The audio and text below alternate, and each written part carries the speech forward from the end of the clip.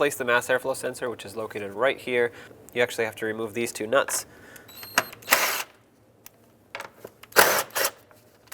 Oh, this one came off with the stud. That's all right. Now you can lift up this engine cover,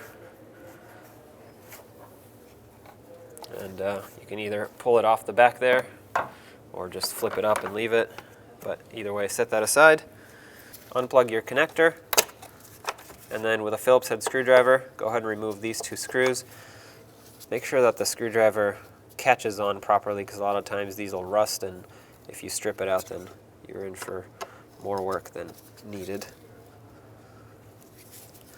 And once these two are out, you can gently pull off the mass airflow sensor. I know I have a lot of dirt here, so I'm going to be gentle and try not to get any inside. And here's your old mass airflow sensor. Take your new sensor and make sure you line it up the right way with the connector facing towards the front of the vehicle, or the side I should say. Start in your two screws. Okay, before I tighten that one, I'm going to start this one so I can make sure that I don't have to spin the sensor just a little bit to make it go in. Perfect. Now snug them up. Don't make them too tight because they're just screwing into plastic and they are very small screws. Now plug in the connector. Make sure it clicks. Yeah, see right now it's not engaged properly.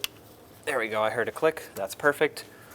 Take your engine cover, and in the back it'll have two hooks that have to line up with these rubber pieces. Slide it down. Install your nut on this side, and for me I have to install the whole stud on this side. All right, snug these up.